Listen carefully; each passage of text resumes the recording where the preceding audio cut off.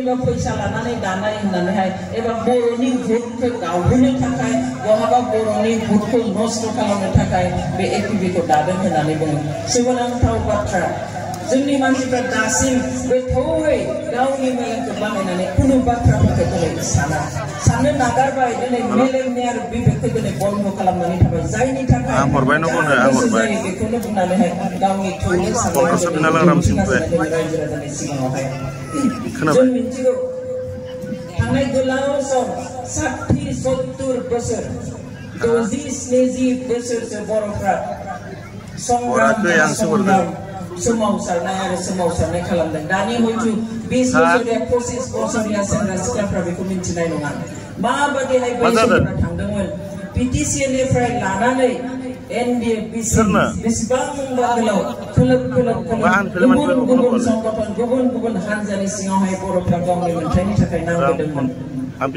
बे गासैबो नांबोनायनि आन्दोआव मोनसेल' थांखि दङमोन जे जों आलादायै थागोन जोंखौ गुबुन गेदेर हारिफ्रा मुगैयो सोबख'यो गादबो नासयो बेनिखायनो जों आलादायै सथङै रायजो खुंनानै मान सन्मानजों जोङो बे बुहुमावहाय थांनानै थागोन बेनोमोन थांखिया मुङा आलादा आलादामोन पिटिसिनि दिनावहाय मुं होनाय उदया सल आरो पिटिसिनि दिनावहाय मुं होदोंमोन मिसिं बर'लेण्ड बेनि उनाव इउटिएनएलएफआ मुं होदोंमोन ट्राइबेल लेण्ड जों आबसु बिपिएससि भलन्टियार फर्स बिएलटिआ मुं होदोंमोन बड'लेण्ड आरो एनडिएफआ मुं होदोंमोन बर'लेण्ड जायखिजाया मुङा जिखियानो दाजाथों मानो थांखिया बेनोमोन जे बर' हारिया जों बे बुहुमावहाय देरगा जौगाहै बिखाफोर दामनानै मान सन्मानजों जोङो खर' दैखांनानै थांनानै थागोन नाथाय जोंनो बेखौ होआखसै बिनि सोलाय बर' हारिनि नाम सोमनाय बावसोमनायखौ नुनानै बयनिबो जि नाजानाय बेखौ नुनानै मा खालामखो जे जोंनो मोनसे 6 किडुलनि सिङाव खस्थ' अनुकुसिनि सिङावहाय मोनसे सासन बेबस्था जोंनो होयो 6 किडुल मा जों बेखौ बयबो मिथिना लानाया मोजां आं गुबुन हानजानि जा बिसायख'थि मेलावहाय बाथ्रा बुङो आं बेबादि बुङा आङो अमुक होगोन तमुक होगोन मिसा प्रतिश्रुति होनानै नंखाय सदबांसा होनानैहाय आङो भुट बिनो फैयाखै बेवहाय नाथाय जोंहा माखासे बाथ्रा मिथिनांगौ दङ जोङो सांग्रां जानांगौ दङ आरो बेफोर बाथ्राखौ मिथियोब्लासो जोङो दिनै थि थांखि लानो हागोन जे सोरखौ भोट होयोबा जोंनि इयुना दिनै रैखाथि मोनगोन आरो बे बाथ्राखौसो आं दिनै बुंनो नागिरदों नोंथांमोननि सिगाङावहाय दिनै जोंनो 6 किडुल होबाय बुंनो थाङोब्ला बे 6 किडुल एबा जा खस्थ' अनुकुसि बेखौहाय हाजोआव थानाय ट्राइबेलफोरनोसो होयो जोंथ' हाजोआव थायाखै दिनै कार्बिफ्रा डिमासाफ्रा मिज'फ्रा हाजोआव थानायखाय बेखौ मोनदों जे 6 किडुल काउन्सिल दिनै हाजोआव थानायखाय दिनै खासिया जयन्तिया कक बर'फ्रा मोनदों 6 किडुल काउन्सिल नाथाय जों हाजोआव थायाखै थेवब्लाबो बर'फोरनो रायजो होयिखाय बे जि भारतनि संबिधानाव दङ 6 किडुल बेखौनो एसे सोलाय सोल' खालामनानै आमेन्डमेन्ट खालामनानैहाय गिबि खेबनि थाखाय भारतनि हायेनाव थानाय ट्राइबेल बर'फोरनो बे सासन बेबस्थाखौ होयो दा 6 किडुल काउन्सिलालाय मा बिनि गोहोफ्रा मा बेखौ जों एसे मिन्थिनि नोंथांमोना दा 6 किडुलनि सिङाव हाबबाय दिनै बिटिसि प्रशासननि सिङाव हाबबाय बिटिसि सोरखारनि सिङाव हाबबायब्ला दिनै बेखौ मिन्थिना लानाया मोजां आरो नङाब्ला ओरैनो बिटिसिआव हाबबाय होननानै जोङो जुदि बारावनो थायोब्ला जोंनि जि आसोल मोनथाय मा दंमारो दिनै जों मा खोमाखो मा अबस्थायाव दङ जों बेखौ बुजिनो हानाय नङा मानोना दिनै नोंथांमोना जुदि नायो बेयावहाय बयबो बेखौनोल' लिरो जे दिनै बिटिसिआ मोजां अबस्थायाव गैला दिनै हाथाय बाजाराव मानसिया लोगो मोनलायबा रायज्लायो मानसिनि न'आव थांबा रायज्लायो जे दिनै बिटिसिआ मोजां अबस्थायाव गैला सोरबाया आंखि एसेबांहालागि बुङो जे दिनै बिटिसिखौ फाननानै जाबाय दिनै बिटिसिखौ लानानै बेफार खालामदों बेहालागि मानसिफ्रा लिरो बुङो बेफोरावहाय आं बुंनाय खोथा नङा अब्ला बे बिटिसिआ मा नोंथांमोना जे दिनै बिटिसिआव हाबबाय बे बिटिसिआ मा बिटिसिआ आं दहाय बुंबाय जे 6 किडुलनि सिङाव मोनसे मोनसे काउन्सिल बर'लेण्ड टेरिटरियेल काउन्सिल बेयावहाय जों जा मोनदों बे बिटिसिनि ओंथिया एबा मिनिंआ जाबाय स्वशासन बेबस्था सेल्फ रुल एबा सेल्फ गभर्नेन्स गावखौ गाव खुंनो मोननाय मोनथाय जोंनि सथं सासन बेबस्था जेरावहाय जों गावखौनो खुंनो मोनो हायो दिनै बेयावहाय जोंनो मोन 40 बिफानफोर होदों गोबां मानसिया बुङो जे 6 स्टेट काउन्सिलफोरा मिनि स्टेट बादि होननानै फिसा मोनसे रायजो बादि कारण रायजो सोरखारा जिखिनि गोहो थायो दिनै 6 स्टेट काउन्सिलहाबो एबा बीटीसी हाबो बे एखे गोहोआनो थायो मोननैसोल' बिफान थाया जिहेतु जोङो फुरा रायजोखौ मोनाखै जेरै नखर बिफान बा रांखान्थि बिफान फिनान्स बिफान बेफोरखौ गैया नाथाय बाखि गासैबो दङ जोङो दिनै PWD बिफान दङ दिनै जोंहा एग्रिकालचार बिफान दङ दिनै जोंहा फरेस्ट बिफान दङ दिनै जोंहा एजुकेशन दङ हेल्थनि दङ बेबायदि गासैबो जोंहा बिफाना दंजोबो दिनै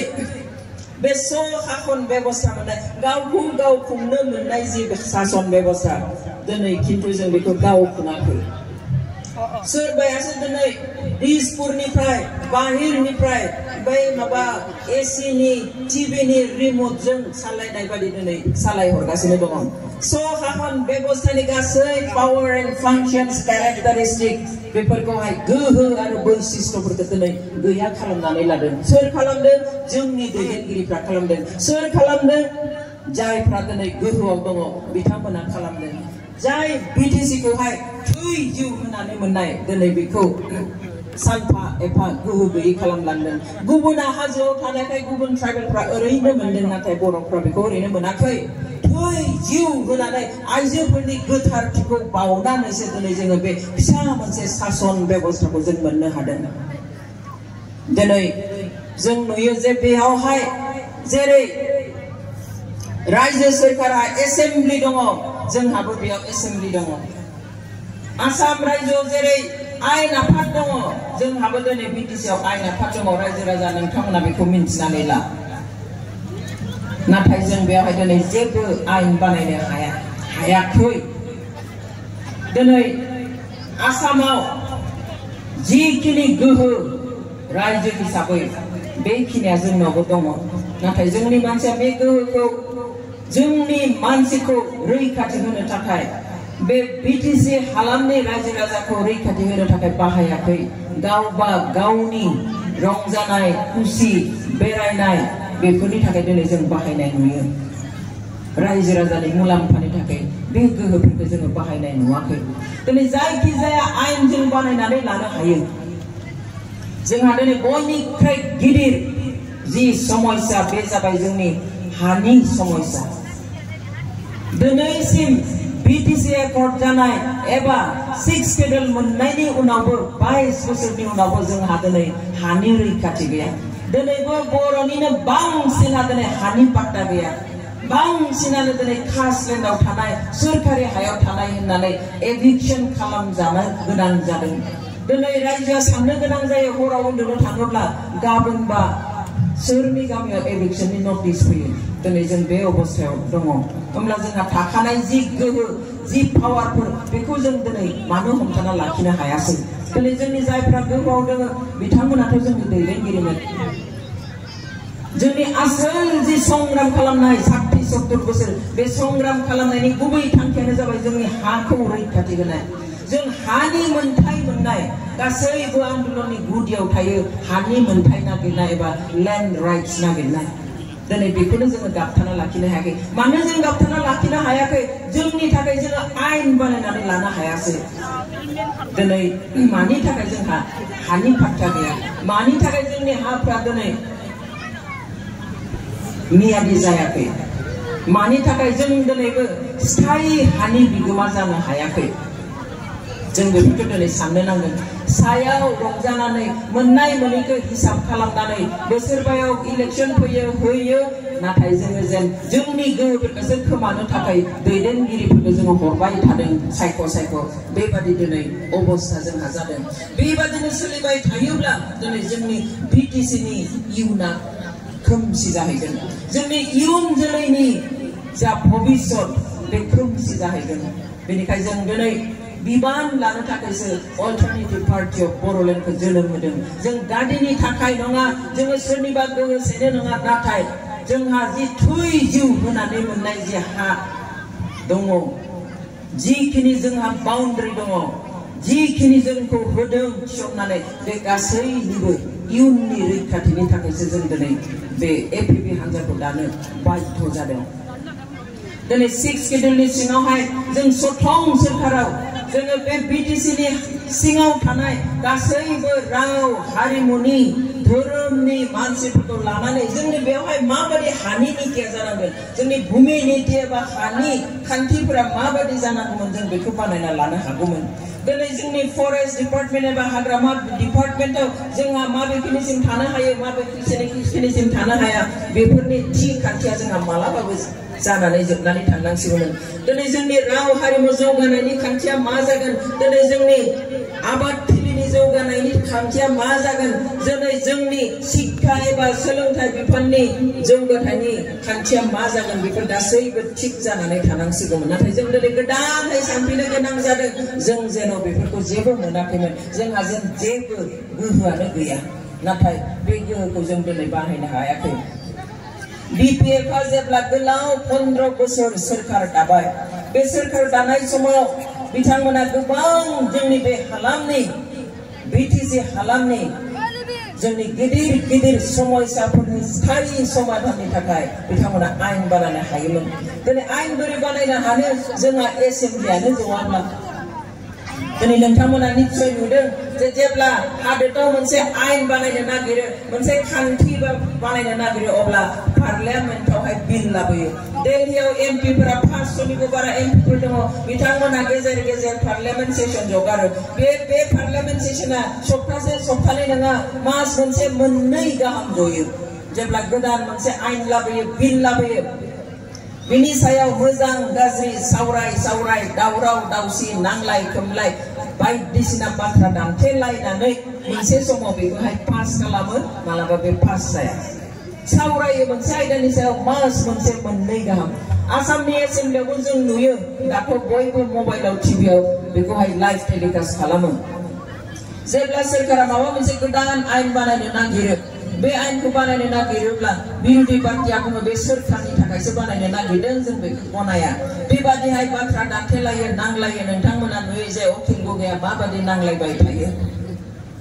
ओमफ्राय थाङै थुङै बुंथिगिरिनि खाथि माने आसि दिन्थि जेब्ला बुङो दावरावा बारा जायोब्ला बिरोधी पार्टिफोरखौ होखारहरो पार्लियामेन्टनिफ्राय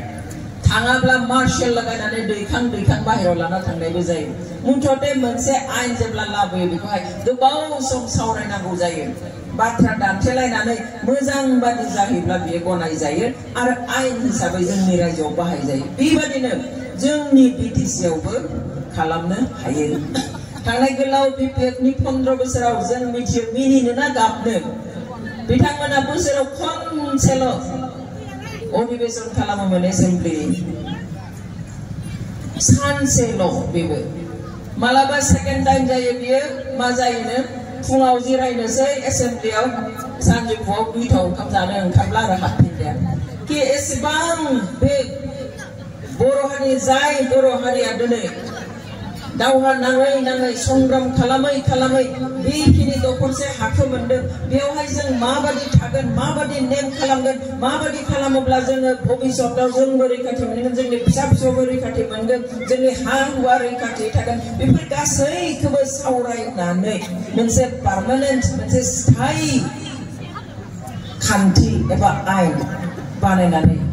लानो हायैनि जाहोना बेनो जे कुनु मोनसे आयदाखौनो सिरियासै लायासै कुनु मोनसे बिषयखौनो सावरायनानै बेखौहाय स्थायी भाबे समाधान खालामनायनि खोथा सानासै जायनि थाखाय दिनै जों आरो गोदानै गाबफिननो गोनां जादों जोंनि हाखौ जोंनो हो होननानैहाय बिथांमोना बै समाव हानि फाता होनायफोरनि खामानि मावासै गोसो जायोब्ला जोंनि बे सथं सोरखार बर'फ्रा जेराव जनानै दङ जेराव खेथि खालामनानै दङ जेराव खामानि मावनानै दङ जे हाखौ बाहायनानै दङ बिथांमोननि गामिफोराव सार्केल अफिसार आंनि मण्डलफोरखौ टेबोल चौकी लांना थांनानै बेफोरखौ बिनि हा नोंथांनि हा होनानै बानायनानै होनो हागौ मानोना बेयो जोंनि सथं सोरखार जोंनि सथं सासन बेबस्था नाथाय जों जेबो खालामनाय नुवाखै दा देग्लाय दा सोलिनाय दाखालि बावै जोबनानै थांनाय बे बिजेपि आरो इउपिपिएल नि जि सोरखार बिथांमोननि दिनावबो बेबादि नोजोराव गोलैथाव मोनसेबो स्थायी समाधान जाथावथाव जोङो जेबो एक्ट बानायनाय नुनो मोनासै जों गेजेर गेजेर नुबाय बिजेपि इउपिपिएल जयेन्ट सोरखारा मानसिफोरनो हा रानना पाट्टा रानदों मानसिफोरनो हानि कागज रानदों बुंदों जे 2 लाख मानसिनो जोङो हा होबाय होननानैहाय हानि पाट्टा होबाय होननानैहाय नाथाय गोमारदोंना 2 लाख मानसिनो आरो बिथांमोना बे हानि कागज होनाया मा होनाय बिथांमोना गाव पिडिसिआव मोनसे एक्ट लानानै बे एक्टनि दहाय बेखौ होआखै आसाम सरकारा मोनसे स्किम बानायनाय बसुन्धरा एक्ट 2-3 बेखौसो बर'आव दानस्लायनानै बैसोमुथि 1-2-3 बानायनानै बे स्किमनि सिङावसो होनाय नाथाय बेखौबो पाट्टा होआखै बिथांमोना दाबि खालामनाय बादि 2 लाख मानसिनो बा नखरनो हानि पाट्टा होआखै बिटिसिआव मा कागज होनाय जोंनाव रेकर्ड दङ आरो बेफोर कागजखौनो दिनै होनानैहाय रायजो राजानो होनानै बाहेराव फोसावदों जे जोङो हानि पाट्टा होदों होननानैहाय जों बेयाव मिथिदों माखासेनो जमा बन्दी कागज होदों 64,477 नखरनो जमा बन्दी लेखासो होदों हानि पाट्टा नङा आरो लैंड होल्डिंग नम्बर रानदों 61,221 फैमिली नखरनो लैंड होल्डिंग नि कागज राननाय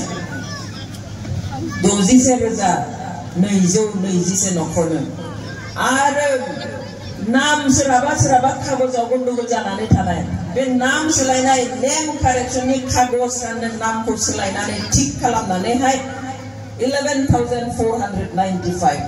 11,495 मोबाइल नम्बर आपडेट खालामदों सोरबा बुंदों जोंनि हानि कागजावहाय जि दङ बेवहाय मोबाइल नम्बर आपडेट खालामना होनांगौ मोबाइल नम्बर आपडेट खालामनानै बे कागजखौ रायजोनो राननानै होदों 201 नखरनो बेबादिहाय नेम डिलिशन खालामदों मुं डिलिशन खालामनायाव बेसेबां थांदों 1,552 तो जोङो 2 लाखनिफ्राय बेखौ दानोब्ला बेसे थाङो एसेल' रोजानोसो हानि पाट्टा होदों आरो बेबो माखासेनिया पार्मानेन्ट नङा तो जोंखौ दिनै माबादि फोलागासिनो बयबो सानबाय दानि बे बिजेपि इउपिपिएल सोरखारा 2 लाख मानसिनो हा होबाय नङा जायफ्रा सिंनि बाथ्राफोरखौ एसे स्टाडि खालामनानै नायो एसे मिन्थिनो लुबैयो जों बेफोरखौ मिन्थिजोबो बेवहाय जों जाहाथे गले गले फोलाबाय थाजाया बेनि थाखाय जों दिनै गोख्रों गोदान थांखि लानो थाखाय सम जाबाय दिनै एफआरसिनि मुङाव मा खालामदों सोरबाया बुंदों जोंनो भट होआबा एफआरसिआव दिनै पर्टेलाव दैखांनोसैनो बेखौ दैखाङा बेवहाय भट होनाय होयै हान्जानि खोथा नङा नों जुदि थारैनो हारिनि थाखाय मावनो ओंखारमारदोंमोनबा जि हान्जायावनो दा थाथों जि संगठनावनो दा थाथों बेयाव बर'नि हान्जानि नाम लाया दिनै खिन्थु बेबादि नाम लायो जेव आंथ' नोंसोरनिखौ नायनो हाया आं उमुकनिसो नोंसोरनि हान्जानि नङा आं जोंनि हान्जायाव फैयाब्ला आं बेखौ होआ जोंनि हान्जानि थाखाय भट होआब्ला आं उमुक दानना होगोन थुमुक दानना होगोन बे सोर होनब्ला फोथायनो जे बेबादि मानसिया बेबादि हान्जानि मानसिफ्रा अब्ला दिनै गावनि हारिखौ अननाय होनना बुंगोन नामा मानि स्वार्थनि थाखाय खामानि मावदों सोरनि स्वार्थनि थाखाय खामानि मावदों खावसे बर'खौ गारनानै गावनि मानसिखौल' नायनाय बेखौ जोङो हारि सिबिनाय होनगोन नामा राजखान्थिया बेबादि जाया कारण बे राजखान्थिनि जि जों बेबस्था मोनदों जि पलिटिकल राइट्स जों मोनदों राजखान्थियारि मोनथाय मोनदों बेयो जोंनि बयनिबो बावसोमनायनि थाखायसो मोनदों बयनिबो बेवहाय थै जिउ हाबनानै दङ बयनिबो खस्थ' हाबनानै दङ बेखौहाय सोरबा गोजोन खालामनाय खोथा नङा दिनै बर' हारियानो हयथ' भारतनि बिथोराव मोनसेल' हारि जायजों भारत सरकारा 27 बोसोरावनो 27 बोसोरावनो मोनथाम सुक्ति खालामदों गोरोबथा खालामदों रावजोंबो हयथ' खालामाखै बे खालामनायनि ओंथिया मा जे बर' हारिनि जि बावसोमनाय गुबुन संगठन गुबुन हान्जानि मावनाय बावसोमनाय ओरैबादि डेडिकेटलि खामानि मावो आरो ओरैनो मावा इस्युसनि सायाव समस्यानि सायाव बेवहाय भारत सरकाराबो गंलायनानै मोनथाम गोरोबथाब बर' हारिजों 27 बोसोरावनो खालामनो गोनां जादों 1993 मायथाइ 2003 मायथाइ आरो 2020 मायथाइयाव बे मोनथाम सुक्तिखौ जों मोननो हादों दा बेनि थाखाय गासैबो थाखोनि बर' हारिनि बेवहाय जुजिनाय दङ नोंथांमोननि जुजिनाय दङ जेरावखि थाया मानो सारा आसामाव थानाय बर' हारिनि जुजिनाय दङ दिनै नोंथांमोना दिनै गिबि खेब बे पिटिसिनि बिसायख'थियाव भट होनो थांगासिनो आरो बे गिबि खेबनि भट होनो थांनायनि सिगाङावनो नोंथांमोना माखासे बाथ्राखौ मिथिना लानाया मोजां आरो सांग्रां जानाया मोजां जों गहपुरखौ जेब्लाबो गोसोआव खाङो बे गहपुरनि रायजोआ माबादि बाउसोमदों माबादि जिउ बलिदान होदों दिनै बर' फिसा जानानै हारिनि मुङाव जोङो 1983 आरो 89 मायथाइनि बाथ्राखौ जों बावा जेरावहाय 500निख्रुइबो बांसिन बर' फिसाया जिउ गोमानो गोनां जानाय जिउ होनो गोनां जानाय आं बे खाबुआवनो बिथांमोननि जिउमानि गोजोननि थाखायबो आं आरज गाबबाय जों मोनसे फिल्म बानायनाय गराय फाफ्रि होननानै जों बेयावबो बेखौ थिसनदों जाहाथे जोंनि इयुन जोलैया बावनो सानब्लाबो सोरबा जोंनि गार्जेनफ्रा खिन्थालाङाब्लाबो जाहाथे बेयाव बे बाथ्राया हाबनानै थालांथों जुगे जुगे जे गहपुराव गुबुन हारिजों माबादि होसोजानाय इनाय अनागारै माबादि दानथार जानाय बुथार जानाय बेखौ जाहाथे जुगे जुगे जोंनि हारिया मिथियो जोंनि जारिमिनाव जाहाथे थालाङो बायदिसिना लेखायाव दङ किन्तु सिनेमानि गेजेरजों फिल्मनि गेजेरावबो जाहाथे बेयो थालाङो होननानै जों बे गराय फाफ्रि सिनेमायावहाय बे गहपुरनि जा दुखुनांथाव जाथाय जों बेखौ बेयाव दोनलांनो नाजादों आइ आफा नोंथांमोन दिनै बे हानि जोंहा जि असुबिदा जाबाय थादों बेखौ जोङो खनसेनि थाखाय गले गलेनो खनसेनि थाखाय जोंहा फोजोबनो सम फैबाय जोंनि थाखाय जोङो मोनसे एखुथिया आयेन बानायनानै बयनिबो मोनथायखौ मान होनो थाखाय सम फैबाय नोंथांमोना हयथ' मिथिगौ दिनै खास लेनाव थानायखाय बर'फ्रा दिनै सोरखारि हायाव थानायखाय मा खालामजादों एभिक्सन खालामजादों गोसोबादि जार जेराव जि गोसो जादों बेनोनो हाखौ होनो दिनै नागिरदों दिनै जोंनि जि सथं खुंथाय बे सथं खुंथायाव जोंनि स्टेट सोरखार जोंनि आसाम सोरखार भारत सोरखाराबो आखाय होनो हाया नाथाय दिनै दहाय आं बुंनाय बादि रिमटजों सालायगासिनो दिनैहाय बे जोंनि सथं बेबस्था 6 केडेल आरो ट्राइबेल बेल्ट एन्ड ब्लक थानाय ओनसोलनि हायनि सायाव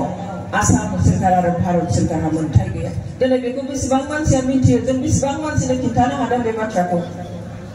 थेवब्लाबो दिनै आसाम सोरखारा जेब्लानो गोसो जादों बुंहरदों बिटिसि सोरखारखौ आगोलनि सोरखारा बुंबाय बै चिराङाव इसिबां हा दङ रामदेबनो होनानै होलायबाय जोंनिया सोरखारा आरो दाख्लै बावै जालायबाय बै पर्बत जरायावहाय क'क्राझार डिस्ट्रिक्टनि सिङाव थानाय पर्बत जरायाव इसिबां रोजा हाखौहाय आदानि कम्पानिनो